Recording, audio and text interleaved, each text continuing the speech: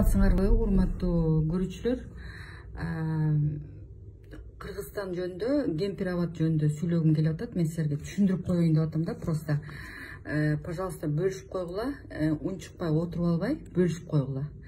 Мен ичиме батпай кетти, ушунча күйүп, жанып, жаман болуп атам. Мен ушул кемпир абад жөнүндө угуп алыпчы, отуруп алып, ар кайсыны сүйлөп, ар кайсыны эметпей жакшы түшүнгүлө. Мен силерге айтып коеюн. Биздин Кыргызстанды ар бир сантиметр, ар бир тилкеси элге таандык. Аны сатканга президенттин эч кандай укугу жок. Президент болобу, хан болобу, бий болобу, анын эч кандай укугу жок. Жер элдики. Кыргызстанды Кыргызстан кылып турган эл. Кайсы эл ошакта төрөлүп өссө, ошол элдики жер. Ар бир тилкеси, ар бир сантиметри. Президент — это просто менеджер, который мы назначили. Биз шайладык, менеджер просто карап турганга. Менеджердин зарплатасын, льготасын, үйүн, бала бакырасын, акчасын төлөп аткан бул элдин чөнтөгүнөн кетип атат. Эл обеспечивать этип атат анын зарплатасын, чтоб бизге менеджер болуп иштеп бергенге. Если ал менеджер жаман болсо, жакпаса, аны жумуштан бошотуш керек. Понимаете? Мен силерди азыр деген, силер башкача түшүнбөгүлө, мен силерди азыр деген революцияга или дагы бирдекеге үгүттөгөн жокмун. Просто кемпир абадты бербеш керек, потому что мен силерге айтып коеюн, кемпир абадта 200 жылга жеткен Кыргызстандын бүткүл элин, жалпы элин камсыз кыла турган запас суу жатат ошакта. Ал суу сактаган жер специальный. Если Кыргызстандагы жанагы кемпир абадтагы сууну биз сатып ийсек, ошол жерди сатып ийсек, эл анда суусуз калат. Азыр силер деген биз светке төлөп атабыз, кымбат төлөп атабыз, минтип атабыз деп билип атпайсыңарбы? Эмкиде көрөсүңөр, өзбектер алса, өзбектерден келтеген счеттор келет. Мынча төлөйсүң, бул кымбаттагы болот. Мынча төлөйсүң. Ошондо көрүп алган, ошондо ыйлайсыңар. Ошондо президентке бар, президент сага эч кандай жардам бербейт. Анткени жер деген уже өтүп кеткен болот. Биз анда эчтеке деп сүйлөй албай калабыз. Анда кул болуп кала бересиң өмүр бою.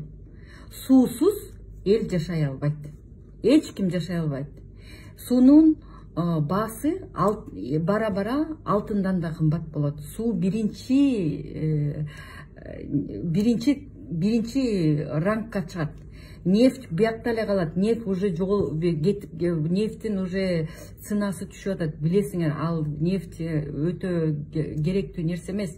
Самый керектүү нерсе суу. Суу аркылуу силер деген будай, сулуу, пшеница, там кукуруза, все баарын эгесиңер, анан ошондо нан кылып, тамак кылып жейсиңер. Суу жок болсо эмнени эгип, эмнени суу тамак кылып жейсиңер. Суу ичиш керек, правильно? Суу ичпесең өлүп каласың. Мына сага. Эми азыр сууну алса, силер суу жок каласыңар дагы, суудан көп балдар суусу жок Африкада болуп өлүп баштайсыңар. Кыргызстан силерге ошол эле жетпептир эле, бизден эл айткылачы. Айткылачы, эмнеге отурасыңар, унчукпай барыңар. Биз деген, мен силерди үгүттөгөн жокмун, президентти кетирип салгыла, барып Белый домду өрттөп салгыла деп жок. Сууну кемпир абадты сактап калыш керек. Баарыбыз бир колдоп сактап калышыбыз керек. Биз баардык элдер чыксак, бизге эч ким, эч кандай президент Жапаров болобу, Ташиев болобу, эч ким эч кандай против чыга албайт. Өзбектер да против чыга албайт. Бул биздин жер, биздин акыбыз. Биздин ата бабаларыбыз туулган жер ал жер. Биз эч кандай бербешибиз керек. Бул бизди камсыз кыла турган жер. Тамакка дагы, нанга дагы, сууга дагы. Самый главный суу. Силер ошону каалайсыңарбы, балдарыңар эмкиде Өзбекстандан суу сатып алып ичкенге? Светтей болуп келе түшөт, көрөсүңөр. Ошондо айтасыңар, азыр светке төлөп атасыз деп ыйлап атасыңар. Кийин светке, сууга төлөйбүз деп ыйлап калып жүрбөгүлө. Азыр унчукпай отуруп алып, кыйын болуп отуруп алып, эмне силер жөн иштетпейсиңерби, силер көрө албай атасыңар деп ар кайсыны сүйлөп атасыңар, эй. кичине башыңарды иштеткилечи. Биз бир мындай келесоо чалыш эл экенбиз да, честно айтканда. Келесоо чалыш эл экенбиз. Жаман көрсөңөр жаман көргүлө.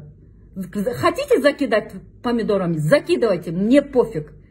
Мага менин жерим керек, менин Кыргызстаным керек, менин элим керек, ошону сакташ керек мага. Мага силердин акчаңардагы, силердин президентствоңарда, силердин Белый дом, силердин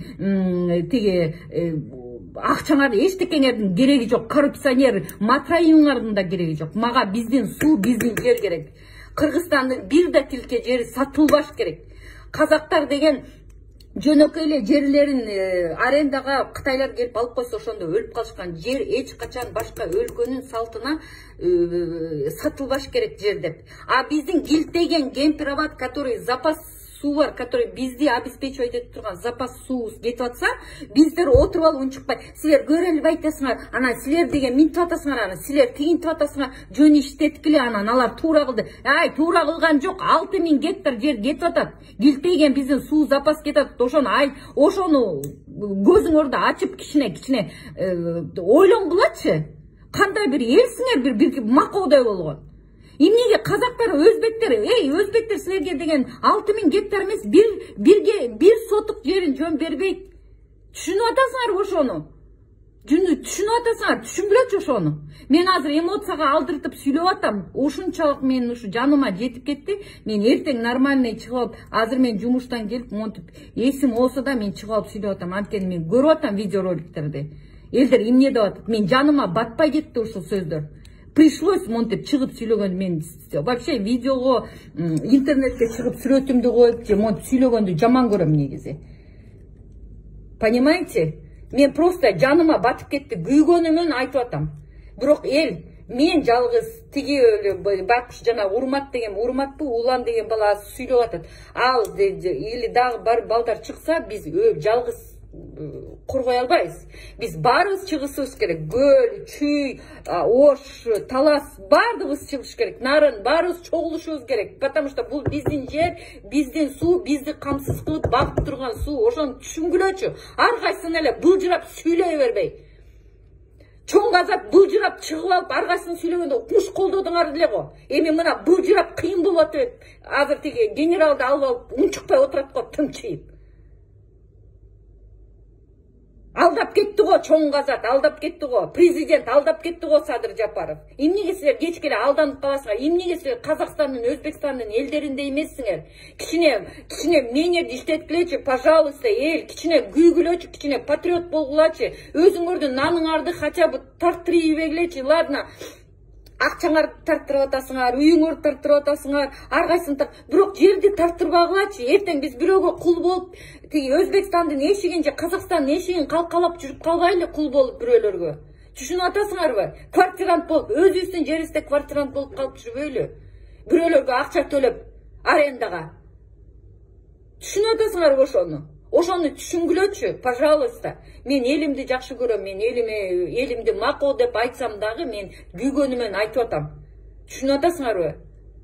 Пожалуйста, түшүнгүлөчү ошону. Кичине көзүңөрдү чоңураак ачып, кичине акыл киргизип, кичине акылдуу болгулачы кыргыз элим. Биздин суу, биздин жер, бизди багып аткан жер, биздин багып аткан суу, ичип аткан суубуз кетип атса, силер отуруп алып былжырап сүйлөп атасыңар, силер монтип атасыңар, силер үгүттөп атасыңар деп. Эч ким үгүттөгөн жок. Пожалуйста, Жапаров жакшы президент болсо, президент болсун. Наоборот, колдойбуз. Бирок жакшы болбой атпайбы? Келгенден бери канча калп уже жерлерди сатып баштады. Элди сатып бүтүшкөн булар, эмигрант кылып ар кайсы жерге. Элибизди сатып, элдер сыхан болуп кетти. Эми жерибизди сатып атат. Сатарга эчтеке жок калып, бүт комбинат, бүт заводдордун баарын тилке-тилкеден алып сатып ийишкен. Азыр эми эчтеке жок калып, элди сатып атышат. Буларга баары бир, анткени булар Швейцариядан, Англиядан, Америкадан үйлөрүн алып, тиги citizenship алып, уже тиги паспорттарын алып койгон. Бала акырасы менен ошакта жашашат, ошакта иштешет. Булар Ташиев, Жапаровдордун ошакта жерлери бар. Керек болсо. Туңарбы, ошон үчүн булар коркпой сатып атат. Бирдеме болсо булар өзлөрүнүн частный самолетуна отурат да учуп кетет. А силер квартирант болуп, кул болуп Өзбекстандарга кала бересиңер. Түшүнүп атасыңарбы ошону? Эси кул болгуңар келбесе. Извиняюсь. эси кул болгуңар келбесе, эси сууңарды ичер турган сууңарды алдыргыңар келбесе, Африка болгуңар келбесе, кул болгуңар келбесе, анда үгүттөп могул видеону репост кылгыла. Мен силерге тиги чыгып алып специально тиги пиар кылып или специально тиги атактуу кыйын киши болоюн деп мен могу видеону записывать эткен жокмун. Мен күйгөнүмөн записывать этем. Если патриот күйүп, действительно күйүп атсаң, репост кыл. Кыргыз элим. Элдин баары түшүнсүн, эл деп түшүнбөй атат. Ал кемпир абатта 200 жылдык биздин запасыбыз жатат. Запас суубуз. Эми муну алдырып ийсек, анда болду. Сууну Өзбекстандан сатып аласың. 2 эсе кымбат, может 3 эсе кымбат. Анан ошондо сен айтасың, кайда эле, эмнеге айткан жоксуңар, эмнеге минткен жоксуңар, биз азыр суу жок, биз аябай өлүп, мына балам өлүп атат, тиги өлүп атат деп чыгасыңар. Түшүнүп атасыңарбы ошону? Малым өлүп атат, буудайым күйүп атат деп. Ошондо ачка эл, суу жок болсо эл ачка калат. Мен силерге айтып эле коеюн. А потом смерть пойдет. Потом вот это всякие вирусы, всякие коронавирустан хуже вирустар чыгат. Потому что суу тазалайт да бизди. Сууну ичип атабыз да, сууну эгип атабыз да. Бул кандай түшүнбөгөн калпсыңар силер. Түшүнгүлөчү ошону.